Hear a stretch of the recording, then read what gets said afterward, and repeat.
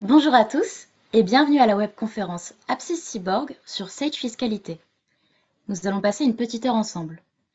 Cette session va être animée par Victor Marquez, responsable de marché et développement, Gwendoline Benadji, chef de projet avant-vente, et Sacha Kremanovic, chef de projet. Tout au long de cette session, vous pourrez nous poser vos questions dans le bandeau qui se trouve à droite de votre écran. Nous y reviendrons en fin de conférence. Bonjour à tous, bonjour Victor, je te laisse la parole. Bonjour à tous, bienvenue sur cette conférence web Sage Fiscalité. Donc, je serai accompagné sur cette conférence par deux intervenants internes, Apsis Cyborg, donc, comme Léa vous l'a dit, Sacha et Gwendoline. On va faire un tour d'horizon de Sage Fiscalité et sur l'ensemble des modules qui composent cette offre et une petite présentation produit. Et on va voir un petit peu on va dire le déroulé de cette heure qu'on va passer ensemble. Donc, on va dire qu'on va le faire en 7 étapes. On vous met un petit ordre du jour. Je vais le rappeler plusieurs fois que ce support sera mis à disposition pour l'ensemble des personnes présentes sur cette conférence. Donc, on va dire qu'il y aura plus de slides présents sur lesquels je passerai rapidement sur certains sujets. On veut donner un peu de place à Gwendoline qui sera surtout en charge de faire la présentation. Mais surtout, un point important, on a voulu faire venir Sacha pour, au-delà de la présentation du produit, des avantages de la solution, voir un petit peu les fonctionnalités, parler avec Sacha sur la mise en œuvre de l'applicatif. Je pense que c'est un sujet important qui permettra de comprendre un petit peu l'organisation d'un déploiement de Sage Fiscalité qui est bien plus simple qu'un logiciel autre type comptabilité. Et un focus très très rapide en point 4 qui est sur le nouveau plan comptable général qui devra être mis en place à partir du 1er janvier 2025. Ce n'est pas l'objet de cette conférence, mais il y a forcément des impacts quand on parle de liasse fiscale, plaquettes, éléments comptables. Donc ça sera important, mais ça sera assez rapide. Si vous voulez après d'autres informations, on pourra vous les communiquer par la suite. Donc très rapidement, par rapport à cette démonstration et cette présentation du jour, avant tout, on va quand même parler un petit peu d'Apsicibor pour rappeler qui on est et ce qu'on fait. Je pense que c'est toujours important de repositionner Apsicibor dans l'écosystème aujourd'hui. Donc, on est partenaire, un partenaire important auprès de Sage, qui est en fait la ligne principale qu'on déploie aujourd'hui au sein d'Apsiciborg, composée en fait de certaines autres offres qui sont historiques comme Microsoft, Lucas et des nouvelles offres qui sont apparues à notre catalogue comme Silae, Pennyline, Keriba, voire MyReport.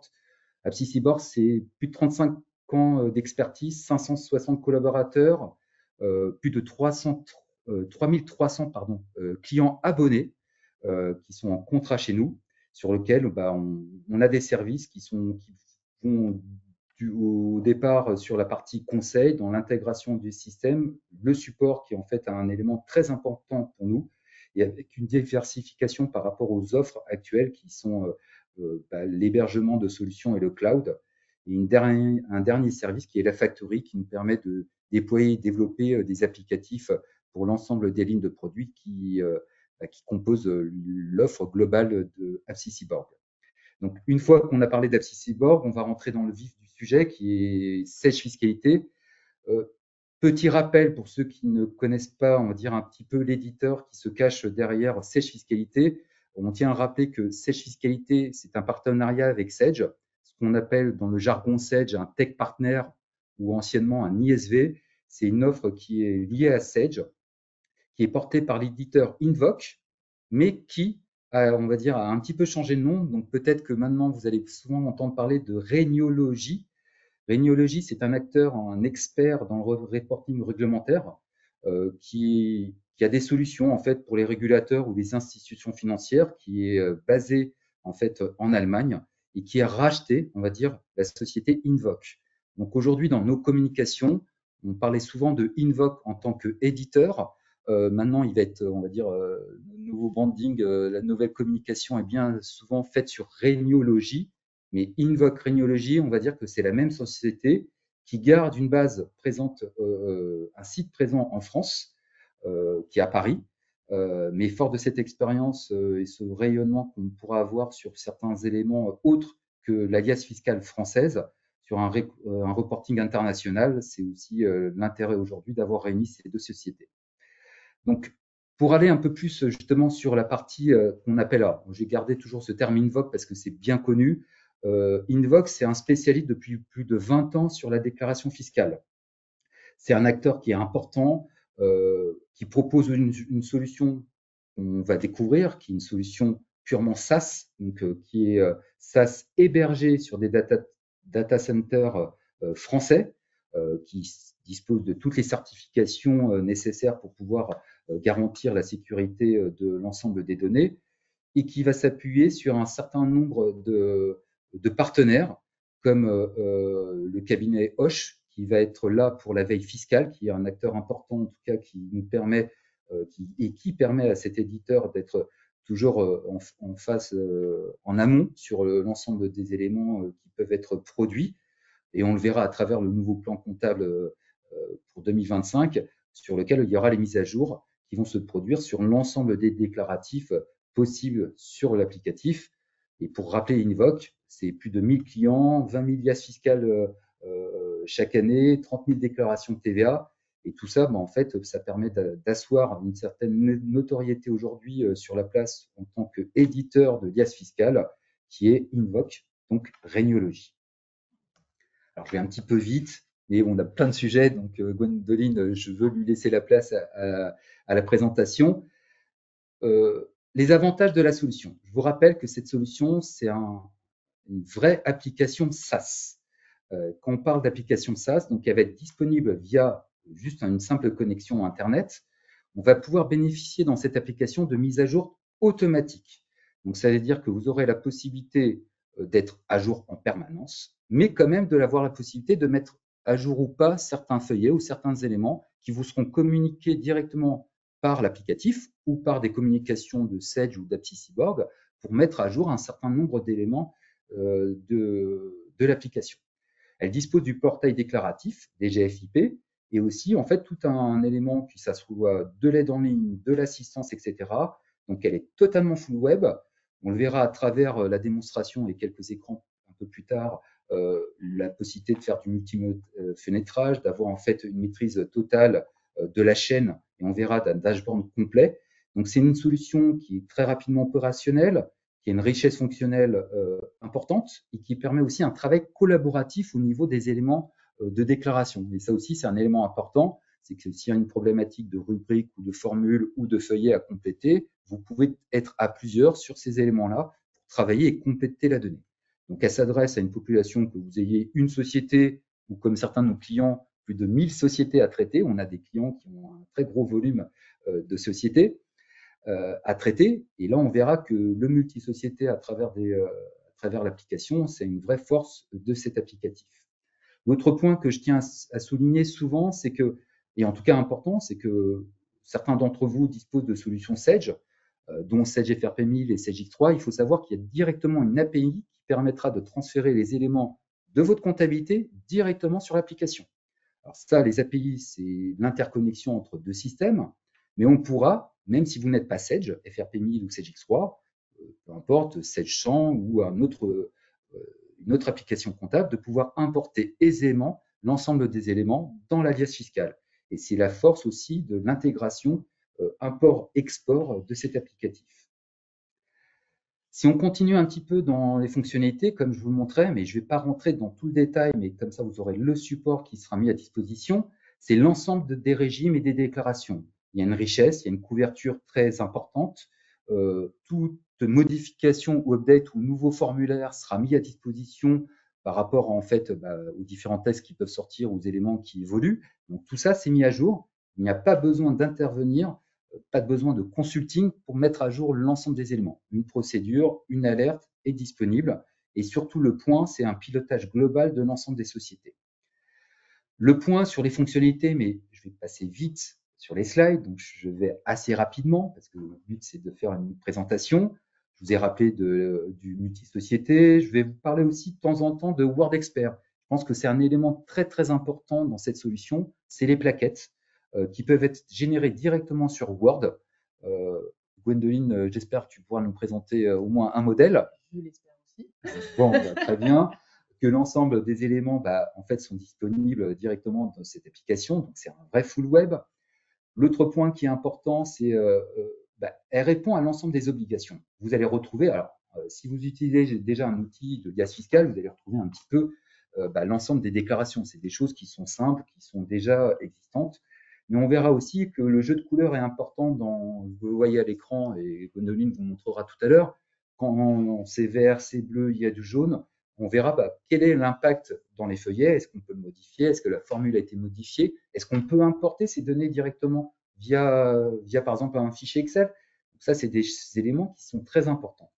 L'ensemble des déclarations, on vous a pas mis l'ensemble des éléments qui sont là, on pourra le voir et vous montrer où se trouve l'ensemble des états disponibles sur Sage Fiscalité, mais le but, c'est ici de vous montrer qu'on est en mesure de répondre à l'ensemble des régimes. Le point important, c'est la navigation, et ça, vous le verrez.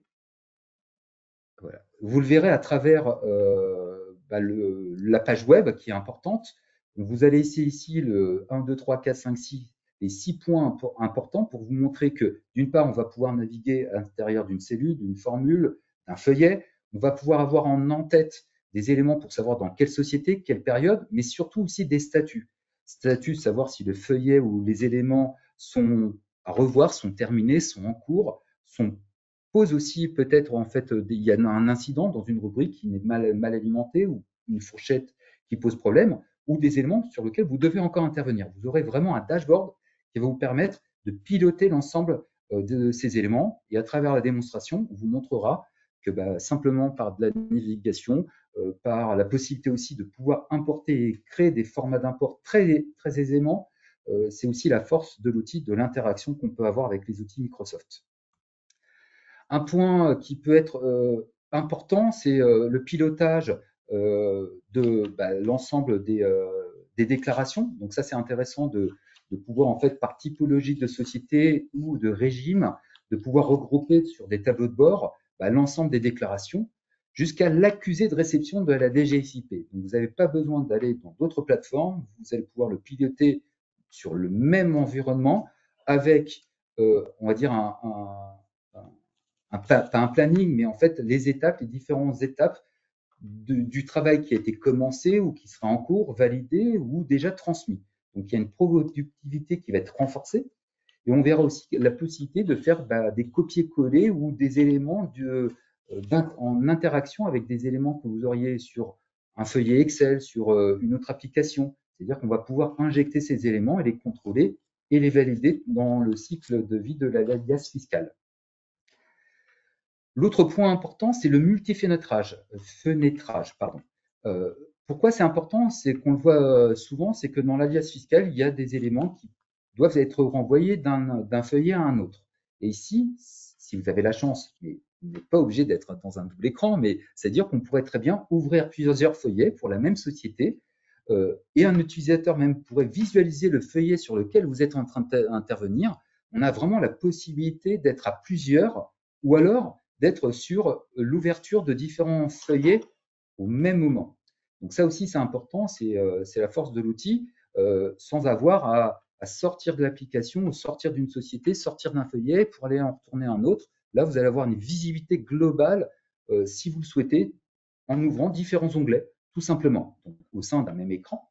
Et si vous avez la chance d'avoir deux écrans, comme la plupart aujourd'hui, on va dire, des services comptables et financiers, c'est que ça va vous permettre de mieux piloter et d'avoir en fait un gain de productivité aussi. Le point aussi, et je vous le montre ici, comme ça vous aurez vraiment le support, et j'insiste sur ces éléments-là, c'est que vous aurez en fait une boîte d'envoi, ce qu'on appelle la boîte d'envoi, qui va permettre, par rapport au dépôt automatique, de savoir s'il a été rejeté, accepté, et le pourquoi. C'est-à-dire, il y aura des commentaires, il y aura des informations, des alertes sur l'ensemble de vos déclarations. Donc ça aussi, c'est un élément important. Il n'y a pas de surcoût sur ces parties-là, c'est compris dans l'abonnement au niveau de Sage Fiscalité. Donc, on va dire qu'on a un périmètre qui est couvert avec une traçabilité totale. Pour bien comprendre aussi Word Expert, je vous ai parlé de la plaquette, mais on a aussi un autre composant qui est possible, c'est XL Expert. Alors, Excel, c'est le Excel, c'est-à-dire que de Excel, vous allez pouvoir chercher, que ce soit dans Word ou dans Excel, directement les informations qui sont contenues dans l'alias fiscal de Sage Fiscalité.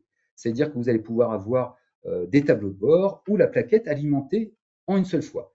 La force de l'application, c'est que vous allez pouvoir utiliser soit vos plaquettes déjà existantes, soit des plaquettes qui sont en fait prévues en standard dans l'application. Et de ces plaquettes, si vous avez une, deux, trois, quatre, cinq sociétés sur lesquelles vous voulez en fait ressortir l'ensemble des éléments, alimenter les tableaux, que ce soit un bilan, compte de résultat, un SIG, peu importe le tableau ou des annexes avec du texte et autres, bah, dès qu'on va pouvoir, en fait, on va pouvoir récupérer l'information, le montant, le contenu de l'alias fiscal directement via en fait Word et Excel. Donc c'est une vraie force aussi de l'outil qui va nous permettre d'interagir entre Excel, Word et Sage Fiscalité.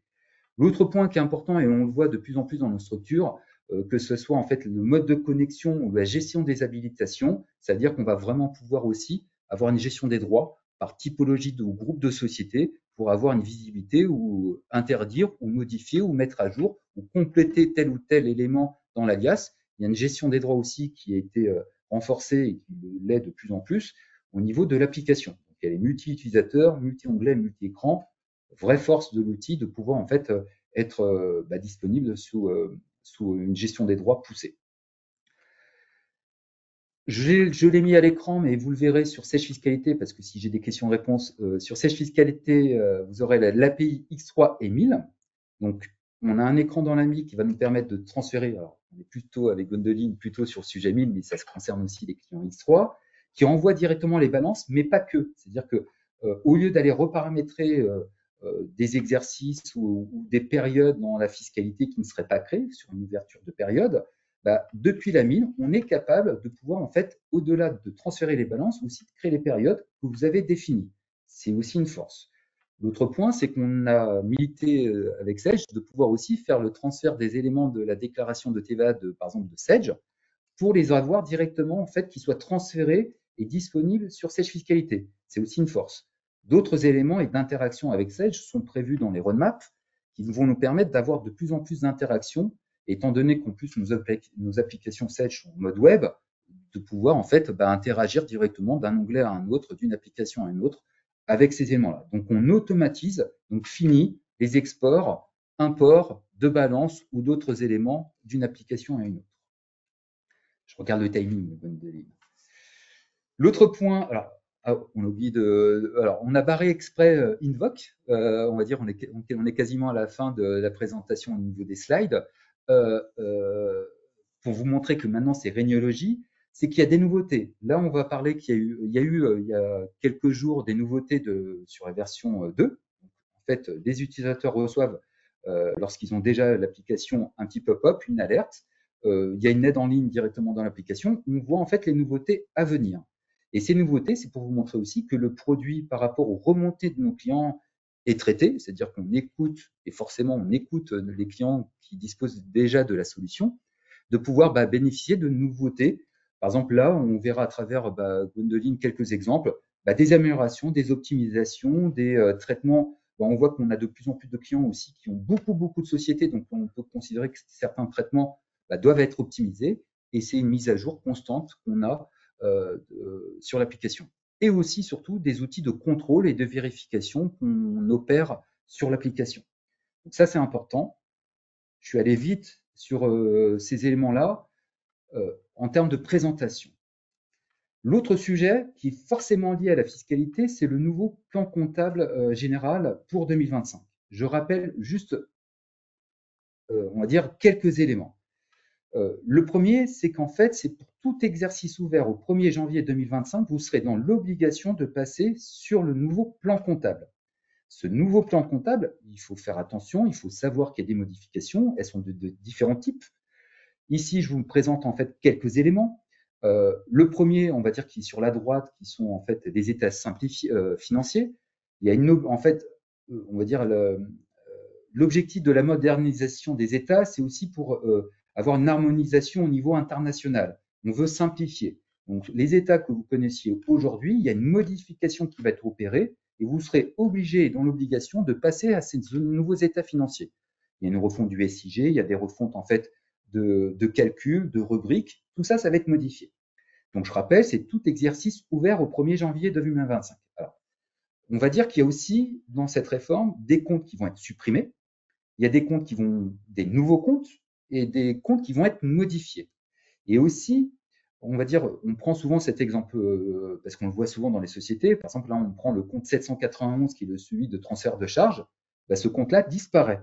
Donc, vous allez devoir réapprendre à savoir comment j'affecte les charges et sur quel compte j'affecte les charges.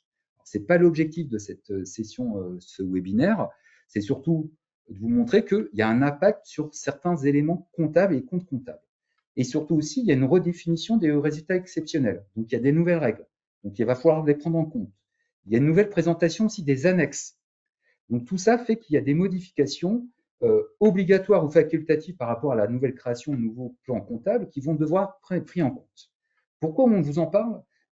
Parce qu'il y a un élément important, c'est que dès aujourd'hui, en fait, vous devez voir l'impact de votre plan comptable. Est-ce que ces comptes existent toujours? Est-ce qu'ils doivent être modifiés, supprimés?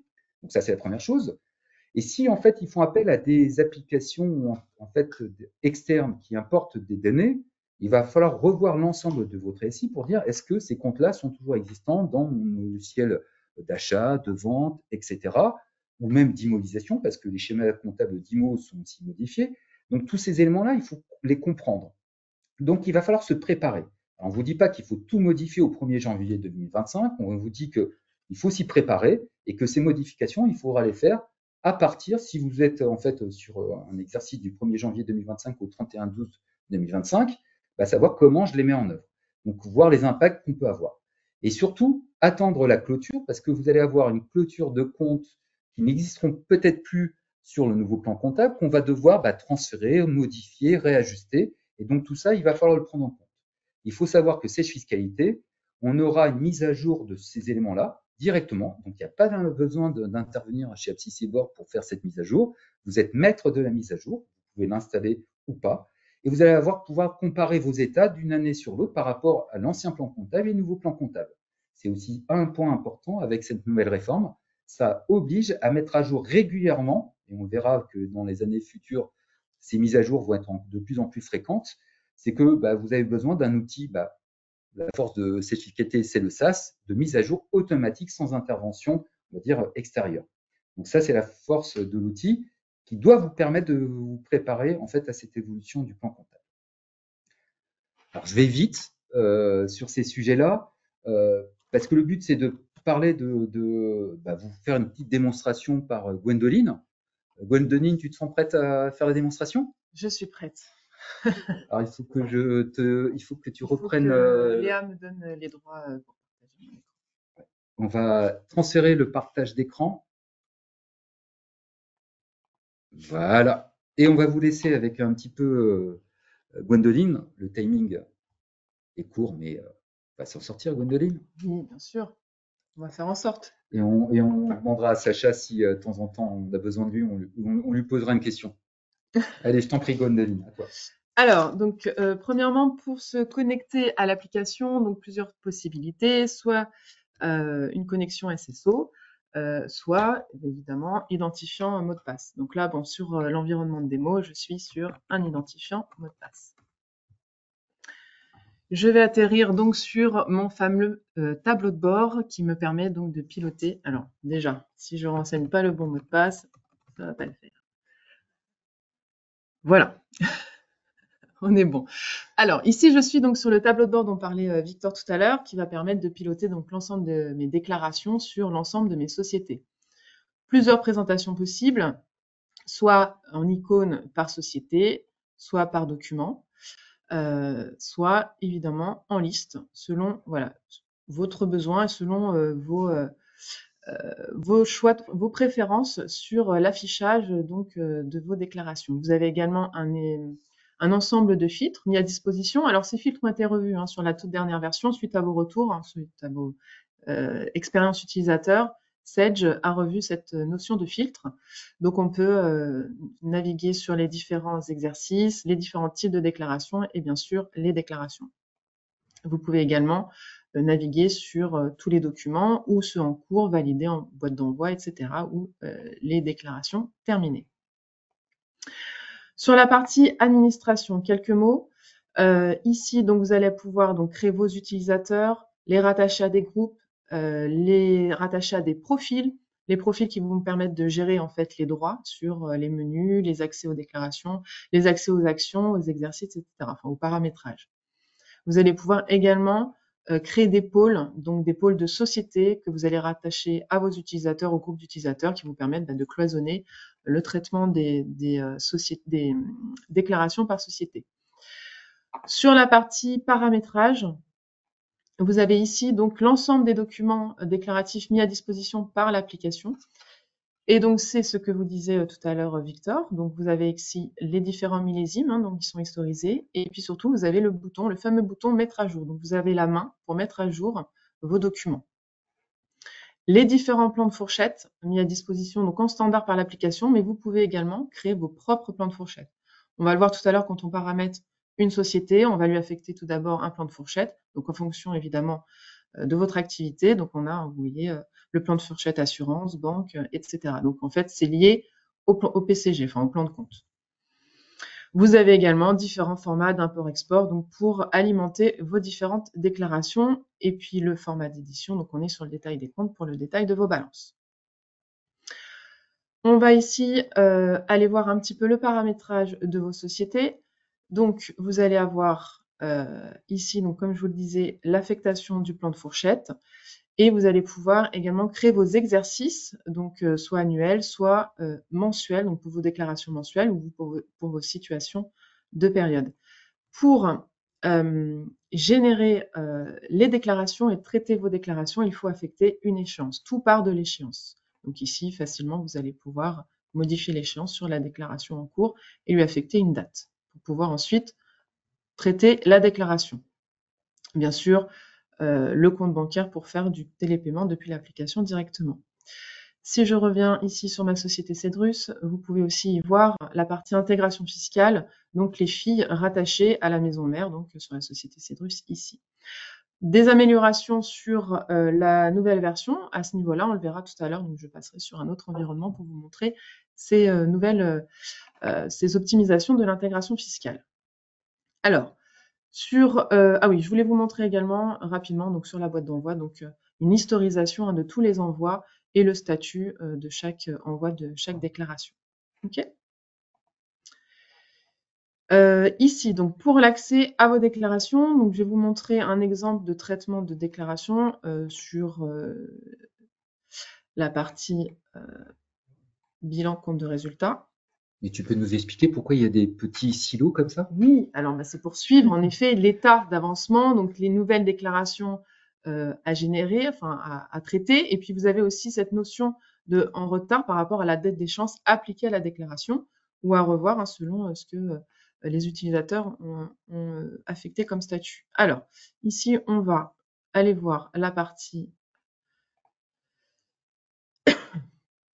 l'IS, voilà, le bilan compte de résultats, donc c'est un exemple très simple, ce qui concerne, on va dire, à peu près toutes les entreprises.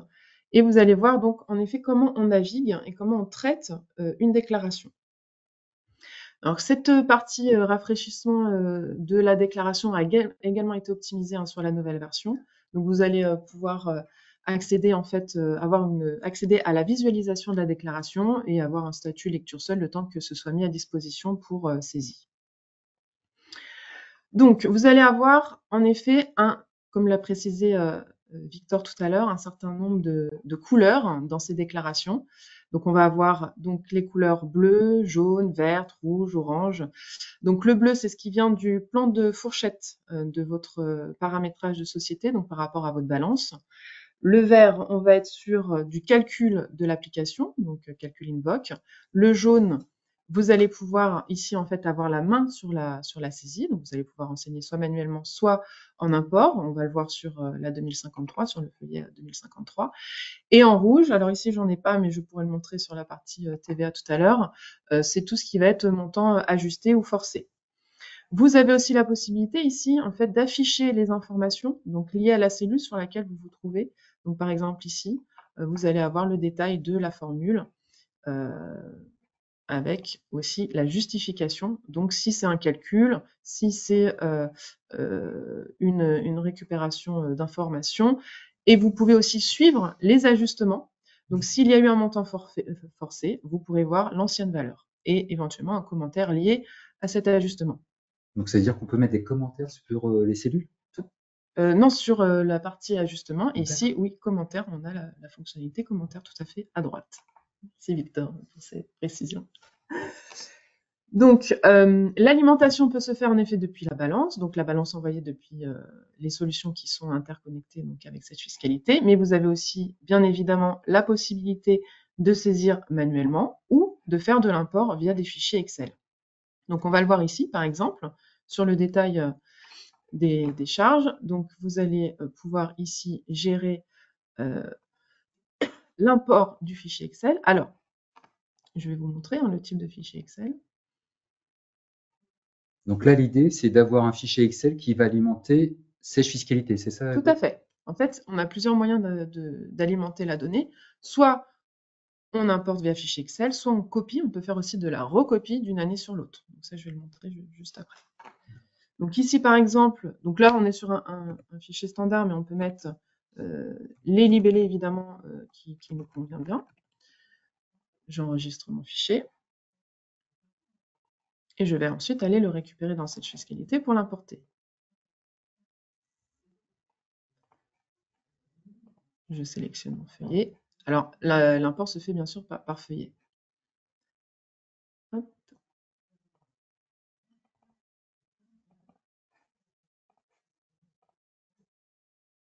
Et j'importe mon fichier. Donc, vous allez voir, évidemment, il va créer autant de feuillets nécessaires qu'il y a de lignes à renseigner, bien sûr. Il n'y a pas de limite de lignes. Il va pouvoir importer l'ensemble des lignes. Donc là, l'idée, c'est d'avoir préparé certains éléments que je n'ai pas en automatique dans Sage Fiscalité, que je peux avoir sur Excel, parce qu'il y a un côté plus pratique. Et là, on avait quoi, une vingtaine, trentaine de lignes. Et on a vu tout à l'heure dans le feuillet qu'il n'y avait que 5-6 lignes. Qu'est-ce qui va se passer? Donc, il va créer automatiquement les feuillets suivants. Donc là, vous avez donc amende sinistre qui se répercute, et ensuite vous avez la suite avec la liste de tous les libellés. Donc il va créer donc les feuillets complémentaires.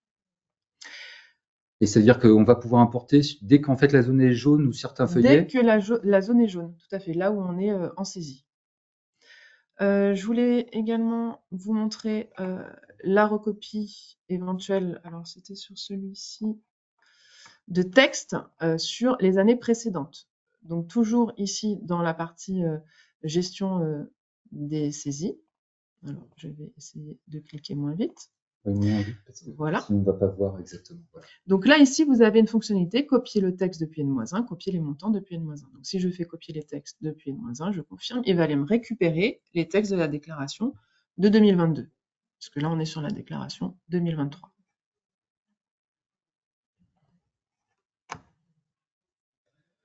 Donc, pas mal de fonctionnalités qui vous permettent quand même de gagner du temps sur le reste à renseigner de l'ensemble de vos déclarations. Donc, soit de la saisie manuelle, soit de l'import de données, soit de la recopie des années précédentes. Donc ici, vous voyez, il a récupéré mon texte de l'année dernière. Alors, sur la partie intégration fiscale, je voulais vous montrer aussi rapidement quelques fonctionnalités intéressantes, notamment sur l'alimentation automatique et le calcul automatique des montants en fonction des déclarations des filiales rattachées à la mère. Sachant que cette fonctionnalité, bien sûr, a été optimisée sur la nouvelle version. Alors ici, on va aller sur cet onglet-là. Donc ici, vous allez pouvoir avoir donc bien sûr le calcul, donc du vert, c'est le calcul invoke, et vous allez pouvoir auditer donc la cellule et voir que la cellule se calcule et récupère les informations de l'ensemble des déclarations des sociétés filles. Je voulais également vous montrer assez succinctement donc la partie lien avec FRP1000. Donc comme on vous l'a précisé tout à l'heure, on a la possibilité d'envoyer les balances en direct depuis 7/2000 et également les rubriques de TVA. Donc ici, pour ceux qui ne sont pas encore en V11, ne vous inquiétez pas, on est sur la toute dernière ergonomie donc, de 7000, la V11. C'est pour ça qu'on a un petit peu de ralentissement, je trouve, sur oui, cette présentation. Oui, la VM n'est pas toujours très performante, on va dire. Est-ce le Wi-Fi Apsicyborg, Victor? Alors, vous avez ici donc un tableau d'activité mis à disposition par Sedgme lié à la fiscalité, donc qui vous permet de recenser donc les menus qui vous permettent donc d'envoyer les balances et les rubriques de TVA. Tu voulais dire quelque chose? Non? Absolument pas. Donc ici, en fait, tout simplement, vous allez pouvoir... T'es allé un petit peu trop vite parce qu'en fait, il y a un décalage sur l'écran. Ah, il y a un Voilà, décalage. il y a un petit décalage. Ah oui, je regarde. C'est vrai, je regarde pas l'écran d'en face. Oui. Je regarde mon écran. Je me permets. Oui, il n'y a pas de souci. Donc ici, en fait, vous allez avoir donc l'écran qui va vous permettre d'envoyer en automatique vos balances annuelles. Si votre exercice n'est pas encore créé dans cette fiscalité, il va le créer automatiquement. Et évidemment, on est sur du multisociété. Donc vous sélectionnez les sociétés que vous voulez envoyer dans cette fiscalité. Il suffit d'exécuter pour que la balance s'alimente. Donc vous voyez, il a détecté que l'exercice 2023 était déjà existant dans cette fiscalité, qu'il n'était pas nécessaire donc de le créer. Donc je vais actualiser et je vais voir donc ma balance qui s'est alimentée dans ma société 1, qui va permettre ensuite de pouvoir alimenter mes déclarations. Donc là, vous voyez, j'ai ma balance qui est apparue. On va pouvoir également avoir le détail des comptes liés à cette balance. Ce qui est intéressant aussi, c'est que pour la partie, je vais revenir sur ma balance. Sur la partie auxiliaire, il va vous créer, si besoin, les 400, il va décompenser les 400 et les 401 pour avoir bien la partie débit et crédit, donc à l'actif et au passif. D'accord ? Sur la partie TVA, c'est le même principe. Vous allez avoir, donc évidemment, si vous effectuez vos déclarations depuis 7/2000, donc il faut générer un état préparatoire, bien sûr, et ensuite générer les rubriques de TVA pour pouvoir les envoyer dans cette fiscalité. Donc là, il va détecter toutes les déclarations qui sont disponibles dans 7/2000 et vous allez pouvoir les envoyer, les transmettre à cette fiscalité, ce qui va permettre de générer la CA3, en tout cas de l'alimenter, et charge à vous ensuite de contrôler et de compléter ce qu'il y a à compléter. Si je reviens dans cette fiscalité, je vais aller sur mes déclarations, sur ma société 1, et je vais aller voir ma déclaration de TVA. Alors, évidemment, il faut que je me mette sur la bonne période. Donc, vous avez toujours des filtres en en-tête qui Bien permettent sûr. de sélectionner par rapport aux informations qu'on souhaite visualiser. Tout à fait. Donc ici, vous allez avoir vos rubriques de TVA qui vont être alimentées avec les informations de la société. Donc ici, on retrouve les montants. Alors, c'est peut-être un petit peu petit. Oui. Ouais, c'est bon, on a grandi un petit peu. Oui. Donc, vous allez avoir ici, donc, total de la TVA déductible. Le rouge dont on parlait tout à l'heure, donc ce sont les montants ajustés éventuellement. Donc ça, c'est un recalcul d'Invoke. Donc, vous avez toutes les informations liées à votre CA3. Je voulais également vous montrer donc la partie intéressante, c'est le Word Expert, qui va vous permettre de créer vos plaquettes personnalisées. Donc soit on vous met à disposition des modèles que nous avons déjà déployés chez certains de nos clients, soit on récupère vos plaquettes existantes et on n'a plus qu'à aller se connecter à cette fiscalité pour aller alimenter les informations. Alors oui, j'ai oublié de préciser quelque chose parce qu'on parle souvent de l'éditeur Invoke. Il faut aussi savoir que chez Invoke, cette fiscalité est aussi appelée ULOA. Oui. Donc, si jamais on vous propose ULOA versus Sage Fiscalité, il faut savoir que c'est exactement le même produit. Sauf que un est directement vendu par Invoke, donc Régnologie, et que l'autre, en fait, qui était, on va dire, repackagé Sage Fiscalité, mais on va dire que ULOA Sage Fiscalité, on va dire que c'est le même produit, sauf qu'il n'y a pas dans la version ULOA l'interaction avec les API Sage, parce que le partenariat permet justement de créer l'ensemble des liens API entre les deux applications. C'est la différence qu'on peut avoir. Donc, on a souvent les retours des clients disant mais on m'a proposé ULOA et vous me proposez Sage Fiscalité. C'est la même chose. Petite question de sécurité. À chaque fois que vous allez vous connecter sur le Word Expert, évidemment, il va vous demander de générer un jeton d'authentification, donc en vous connectant à l'application Sage Fiscalité. Donc, c'est pour des raisons de sécurité, parce qu'on travaille quand même sur des données sensibles. Donc là, il va mettre à jour en fait l'ensemble de la plaquette et les tableaux qui sont alimentés de manière dynamique. Vous allez voir si on peut tout de suite voir tout ce qui est dynamique dans le document, puisque en affichant les codes, on verra donc les fameux codes ULOA.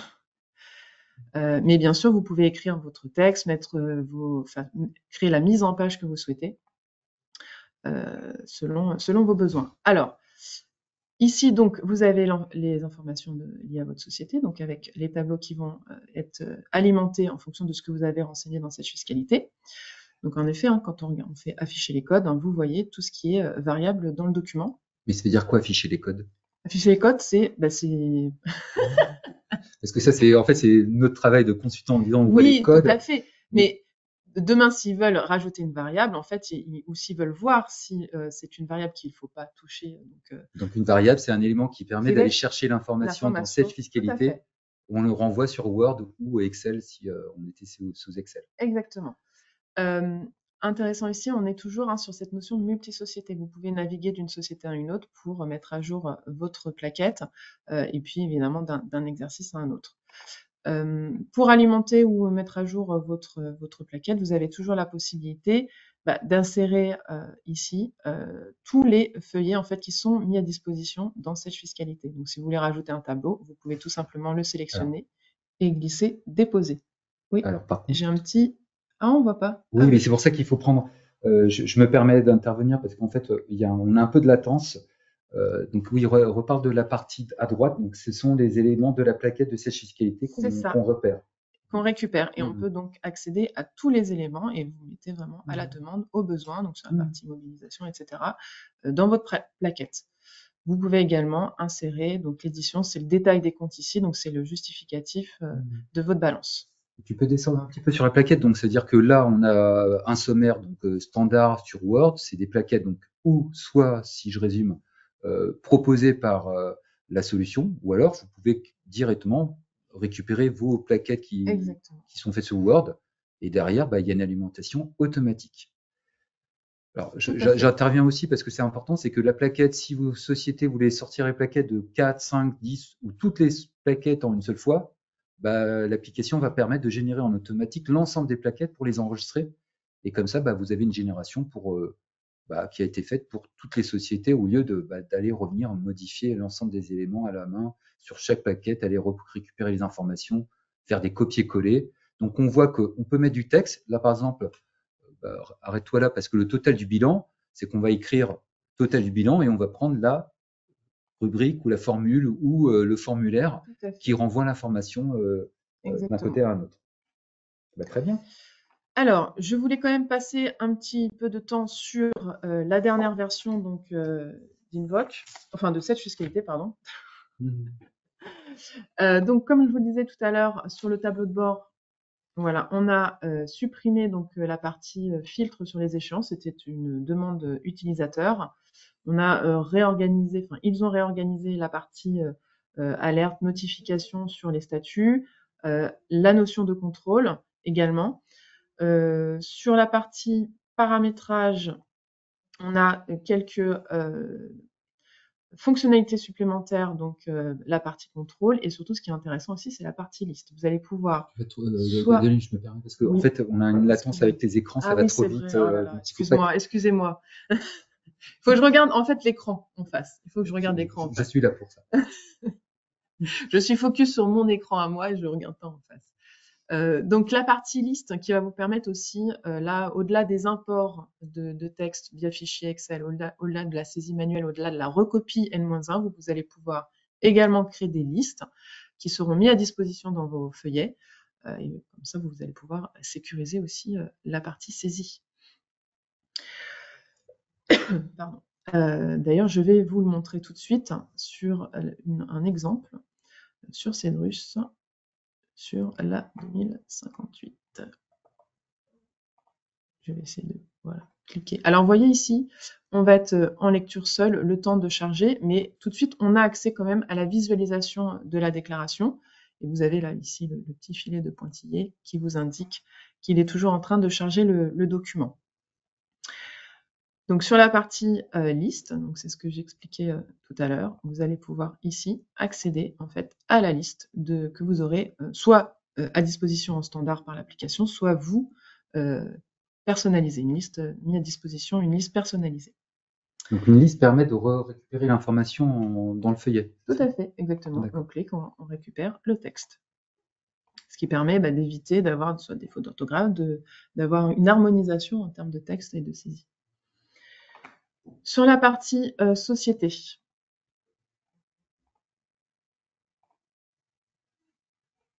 Sur la partie société, ici, vous avez la partie intégration fiscale qui a été également améliorée. Donc, vous allez pouvoir maintenant renseigner la partie actionnariat. En fonction, évidemment, des informations que vous allez renseigner ici, vous allez pouvoir le récupérer sur le périmètre d'intégration fiscale. Vous allez avoir également la possibilité d'avoir une historisation des informations des sociétés. Voilà sur l'ensemble, rapidement sur l'ensemble des nouveautés de cette nouvelle version. Alors, nouvelle et version tout court, parce qu'il y a certains présents au webinaire ne connaissent pas forcément la Sage Fiscalité.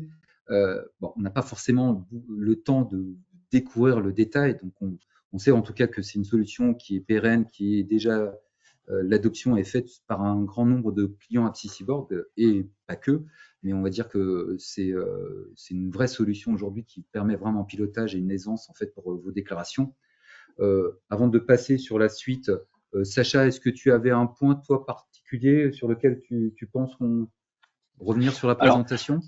Alors bonjour à tous. Alors déjà sur l'affichage, là on est sur le tableau de bord. Effectivement, on a un affichage par société, c'est-à-dire qu'on ouvre une société, on a les déclarations de sa société. Mais ce qui est intéressant aussi en termes de vision, c'est qu'on peut l'avoir aussi par document, c'est-à-dire qu'on pourra se placer sur un document. Je me mets sur ma TVA, je me mets sur ma période d'octobre, et d'un seul coup d'œil, grâce aux vignettes, je vais pouvoir voir si mes déclarations ont été envoyées, si elles ont été validées, si elles sont en cours. Et d'un seul coup d'œil, on voit si on a pris du retard, si on va louper une déclaration. Autre point aussi, oui, alors c'était ici, et puis par document, voilà, on a la possibilité en fait, lorsqu'on ouvre un document, d'avoir l'ensemble des vignettes. Oui, si tu peux te mettre par exemple sur les RGM, peu importe, hein, c'est juste pour l'exemple. Oui, voilà, celle-ci. Donc voilà, là je suis sur une liasse groupe mère, donc si j'avais plusieurs intégrations fiscales, je vais avoir mes différentes vignettes et puis d'un seul coup d'œil, grâce aux différents statuts, je vais voir que je suis sur une déclaration en cours et qu'il faut pas que j'oublie de la faire et que je suis en retard. Donc d'un seul coup d'œil, on a cette vision sur son périmètre. Autre point, que Gwendoline a aussi abordé, c'est ces connexions que vous allez avoir entre les différentes déclarations. Lorsque vous avez votre LIASFI, vous avez les remontées des intégrations fiscales, des bénéfices, des déficits, et du coup, il y a une interconnectivité entre les différentes déclarations. Donc, déjà dans l'intégration fiscale, vous verrez, vous avez énormément de choses qui remontent et ces données sont justifiées à chaque fois. On peut retrouver l'origine des montants. Autre point aussi, qu'on n'a pas pu voir, c'est lorsque vous faites vos acomptes d'IS, vos acomptes de CVAE, tous ces documents en fait ils vont se remplir automatiquement grâce aux résultats que vous avez eu en N-1, la valeur ajoutée que vous avez calculée, au chiffre d'affaires que vous avez dans vos liasses. Donc il y a vraiment une connectivité entre toutes ces déclarations. Et puis un dernier point aussi sur les plaquettes. Alors on utilise les plaquettes, le connecteur pour faire ces plaquettes, mais pas que. Hein. Certains clients vont l'utiliser pour faire des dossiers juridiques, des PV d'AG, parce que ce sont des données en fait qui sont stockées dans vos différents documents. Et tous les ans, au lieu de se dire où est-ce que j'ai récupéré cette info, dans quelle rubrique, et en fait on va grâce au lien que l'on a grâce à WordExpert, en fait retrouver cette donnée chaque année. Il suffira de choisir son année, de changer son exercice pour retrouver exactement la même donnée que l'année précédente. Je vais arrêter Sacha, parce que vous avez compris que Sacha pourrait vous en parler longuement. Donc c'est toujours intéressant de voir, mais on voit vraiment ce que dit Sacha, et on voit à travers l'application et nos clients, c'est qu'il y a la possibilité d'aller un peu au-delà de que la partie fiscale. Il parlait d'éléments juridiques ou autres, ou PV d'assemblée et autres. C'est-à-dire voilà, l'outil est fait pour être convivial, d'être ergonomiquement intéressant pour les utilisateurs, et surtout connecté et avec une forte productivité. Donc, on va arrêter là par rapport à la démo, parce qu'on veut aussi vous laisser la possibilité de poser quelques questions-réponses, répondre à certaines de vos questions, pardon. Je vais reprendre la main, Léa, sur la présentation, si tu veux bien. Oui. Est-ce que vous voyez? Oui, c'est bon. Normalement, c'est le support. Voilà. Je vais garder maintenant Sacha avec nous. Gwendoline, merci pour la démonstration, mais elle sera là aussi pour la question-réponse. Parce que dans le déploiement, je pensais que c'était intéressant de vous faire intervenir Sacha pour plusieurs raisons. C'est que il a une maîtrise de la solution, il voit maintenant avec l'expérience ce qu'il a pu faire sur nos dossiers en déploiement client. Donc j'ai quelques questions. Alors forcément, vous allez comprendre qu'elles sont déjà orientées, mais c'est important peut-être de les rappeler. Sacha, peux-tu nous rappeler quels sont les prérequis pour Sage Fiscalité? Alors, les prérequis, c'est une connexion Internet, le pack office, et puis c'est parti. Donc, vous voyez que c'était orienté, mais c'était important de comprendre, c'est qu'il n'y a pas d'installation produit. Alors, sauf un petit composant du pack office, parce qu'en fait, il y a une interaction avec le pack office, mais l'applicatif est en mode SaaS. Oui, dès lors qu'on reçoit en fait l'activation, on va rapidement en fait arriver dans l'application, créer ses premières sociétés, et puis pouvoir envoyer très rapidement ses premières déclarations. Donc, on a un paramétrage simplifié, et surtout, on le rappelle, hein, oui. c'est la possibilité de faire du Excel et de mettre en place les connecteurs qui permettent une aisance, mais c'est pas obligatoire. Sur la reprise des données, je pense que c'est un sujet qui, beaucoup de nos clients, en tout cas clients, se posent la question. J'ai une application qui n'était pas Sage, ou j'ai du Sage, ou j'ai une autre application, ou j'ai mon expert comptable qui faisait l'alias. Sacha, comment ça se passe chez nos clients? Alors pour ce qui est de la reprise de données, en fait, on va récupérer les années antérieures grâce aux fichiers normés, qui sont les fichiers au format EDI. Et ça vous garantira une continuité sur vos données existantes et de récupération sur l'antériorité. Alors aussi un point, mais on n'en a pas parlé parce qu'on n'aura pu le montrer, c'est que dans l'offre Sage Fiscalité, on a un composant qui permet de faire la lecture et la visualisation des fichiers EDI. Donc ça permet par rapport à vos historiques, de toujours visualiser si vous avez récupéré vos fichiers ou les avez stockés, je l'espère, récupérer et visualiser les fichiers EDI. C'est aussi un des modules qui compose l'offre Sage Fiscalité. Donc c'est important. En termes de formation, Sacha? Alors, on est sur une formation d'une journée sur la partie fonctionnelle, paramétrage, déclaration de cette fiscalité. Et puis, on a habituellement une demi-journée, une journée pour tout ce qui est plaquettes et puis connecteurs Excel et Word. Donc, c'est assez rapide et l'utilisateur reprend facilement la main sur l'outil. Alors, on va pas se mentir aussi, c'est qu'on aura des dossiers sur lesquels on aura un coût de déploiement plus court par rapport au périmètre, mais Sacha a participé à on va dire, à des déploiements de sociétés où on a 500, 1000, 1500 sociétés, et là, on est quand même beaucoup aussi en accompagnement, en traitement de l'historique, former beaucoup plus de pools d'utilisateurs, parce qu'il faut savoir que Sage Fiscalité, vous pouvez l'utiliser pour une personne, une société, mais on a des clients, ils ont des milliers de sociétés et 20 ou 30 personnes en charge d'établir l'alias et qui doivent la produire pour un certain nombre de pools de sociétés. Donc, on est en mesure de faire le grand écart entre petits déploiements et déploiements un peu plus structurés. Euh, alors, les plaquettes Word Expert, mais on en a beaucoup parlé. C'est-à-dire que, bah, Sacha, je te laisse, c'est vraiment. Mais on va dire que tu avais déjà commencé à en parler juste avant. Mais Oui, c'est vrai qu'on a alors des modèles standards qu'on vous met à disposition et puis qu'on peut personnaliser, ou bien on va peut-être retravailler vos modèles en les automatisant, en rajoutant des liens pour justement gagner en productivité et en rapidité de génération. alors, merci Sacha. C'est qu'on a, voilà, on a fait, en faisant aussi ces questions-réponses ici avec Sacha, ça permet aussi, bah, si des interrogations que vous pouvez avoir, le timing, on est presque à l'heure, mais on pourra déborder. Alors s'il y a d'autres questions et si on déborde après midi, midi 5, midi 10, s'il y a des questions, on va essayer d'y répondre dans cette session, c'est important. Donc on sera 3 à pouvoir y répondre. Et je laisse la parole à Léa. Merci Victor, merci Gwendoline et merci Sacha pour cette présentation. Alors, passons maintenant à la session questions-réponses. J'ai reçu plusieurs questions. La première, peut-on extraire les données de TVA depuis Sage FRP1000? Alors, Je je vais je répondre à laisse cette Sacha question. répondre. Oui, oui. Je Alors, bien laisse sûr, en fait, vous préparez votre TVA dans FRP1000 via les outils dédiés à la génération des étapes préparatoires. Et grâce au connecteur, en fait, vous allez pouvoir remplir, envoyer les données que vous avez calculées vers Sage Fiscalité pour enfin pouvoir les envoyer vers Sage Fiscalité. Donc, l'avantage d'utiliser cette API, vous allez pouvoir envoyer vos données en masse sur plusieurs sociétés et vous éviter de toute cette recopie, toute cette saisie sur ces différentes TVA. Merci Sacha. Autre question, peut-on faire des situations périodiques? Alors, oui, sur les situations périodiques, on peut créer des exercices prévisionnels de simulation sur des périodes spécifiques au 30 juin et envoyer du coup une balance au 30 juin et générer ensuite des éléments du bilan, du compte de résultat ou directement une liasse au 30 juin. Merci.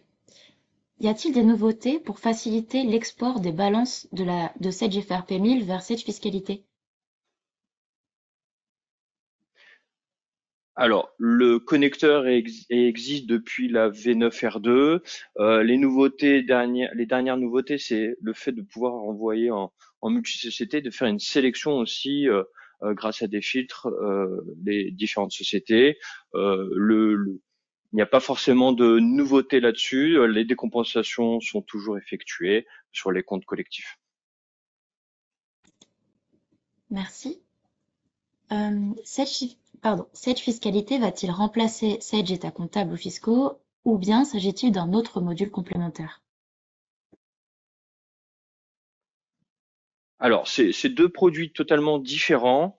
Je ne sais pas si Victor, si tu as des infos là-dessus, mais c'est deux produits différents. Alors, je ne sais pas si vous m'entendez. Oui, vous m'entendez? Oui, oui. Oui. Oui. En fait, non, le Sage Fiscalité est un produit, on va dire, à côté de États comptables et fiscaux. Euh, il n'est pas prévu qu'il le remplace. Par contre, ce qu'on voit aujourd'hui, c'est que voilà, on sait que ECF, c'est un produit on-premise qui a certaines limites, mais il n'est pas le remplaçant naturel, en tout cas, je veux dire, pas aujourd'hui, et c'est pas l'annonce de Sage. Pour l'instant, on n'a pas de visibilité là-dessus, mais on va dire qu'on a une tendance forte de basculer sur du modèle SaaS qui est demandé de plus en plus par nos clients. Et c'est pour ça qu'en fait, aujourd'hui, on en parle. Et sur la 1000, on va dire sur FRP 1000 ou X3, on bascule réellement sur des offres SaaS de plus en plus. Merci. Et je te laisse poser d'autres questions s'il Oui. y en a. Oui. Peut-on importer en masse des fichiers EDI pour la récupération des données? Alors, on peut effectivement, pour la reprise de données, récupérer plusieurs EDI en même temps, à condition de les nommer d'une certaine façon. C'est-à-dire qu'il faut que dans le nommage du fichier, on retrouve la notion du code société, de l'exercice et du type de déclaration. Et c'est effectivement la méthode que l'on effectue lorsqu'on effectue des reprises de données volumineuses. Autre question, ce module Sage Fiscalité peut-il être mis en place avec Sage 100? Alors, il n'y a pas de connecteur API comme on peut l'avoir sur FRP1000 X3, mais vous pourrez bien sûr exporter votre balance depuis Sage 100 et l'importer dans Sage Fiscalité. Tout à l'heure, on a vu qu'on pouvait aussi importer des sociétés, mais des balances, mais on peut le faire aussi en multi-société, c'est-à-dire qu'on pourrait, si le format est présent avec le code société dans le fichier notamment, on va pouvoir envoyer un seul fichier et le logiciel va alimenter les différentes balances des différentes sociétés. Merci. Quelles sont les nouveautés liées à la mise à jour du 6 novembre? Dans le support, on vous a mis un petit peu toutes les nouveautés. On a un support là-dessus qu'on pourra vous communiquer. Mais Sacha, si tu veux dire 2-3 mots. Alors, il y a une amélioration sur l'intégration fiscale. On a l'historisation en fait du périmètre qu'on n'avait pas avant. On sait si une société est sortie ou pas. Il y a l'historisation des infos de la fiche société d'une année à une autre. Si la donnée change, sur l'adresse change, on va pouvoir avoir l'info quand elle était en 2023, l'adresse de 2023, l'adresse de 2024. Vous avez des améliorations dans l'affichage. L'ouverture se fait plus rapidement en lecture seule, etc. Puis après, il y a d'autres petites de petites nouveautés, notamment sur ce qu'on avait vu sur l'affichage en liste, des rajouts de fonctionnalités. Ensuite, quelles sont les différences entre ECF et Sage Fiscalité et y a-t-il un intérêt à être équipé des deux solutions?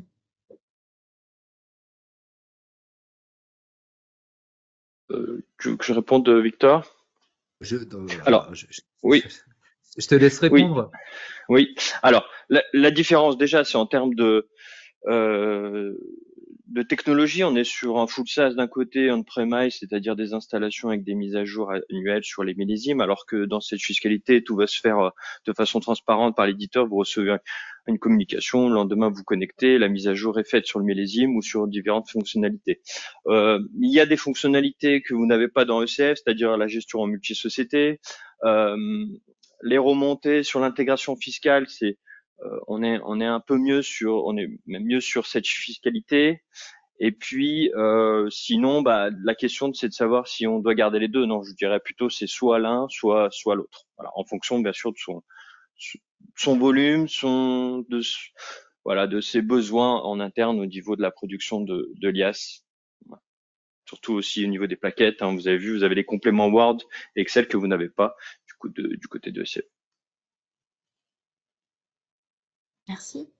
Nous sommes équipés de Sage Fiscalité et nous n'avons pas le même affichage que vous sur Word Expert. Y a-t-il différents affichages? Alors, si vous êtes sur Sage Fiscalité, la dernière version c'est la 2.0 ou 2.4, je sais plus sur le connecteur Word Expert, mais après, il peut y avoir, je me permets, Sacha, c'est qu'on peut avoir peut-être un Word Excel qui soit différent. Et il faut aussi, c'est qu'on a récupéré les éléments, pour vous dire, être en toute transparence, dernièrement de Sage pour vous faire cette présentation des nouveautés. On a peut-être en fait les connecteurs du LOA et ça change un petit peu l'ergonomie.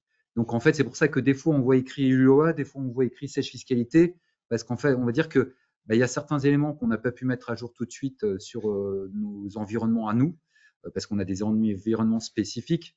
On va dire que même la démo, là, j'ai trouvé qu'elle était un petit peu lente par rapport aux autres fois, parce qu'en fait, la solution est hébergée chez Sage pour faire cette démonstration. Donc, c'est pour ça que des fois, il y a l'ergonomie. Mais normalement, vous allez retrouver, en termes de fonctionnalité, 100%, ça sera identique à 100%. Là, je vois sur Gwendoline, on voit écrit Sage Fiscalité sur le côté gauche et certaines fois, on voit écrit ULOA parce qu'on est, nous, sur deux environnements différents. Merci pour cette réponse, c'était notre dernière question. Super. Merci à tous de nous avoir suivis. Le webinaire touche à sa fin. Vous pouvez retrouver les sujets de nos prochaines conférences web directement sur notre site apsiscyborg.com. Bonne journée à tous et à bientôt. Merci à tous. Merci. Au revoir. Au revoir.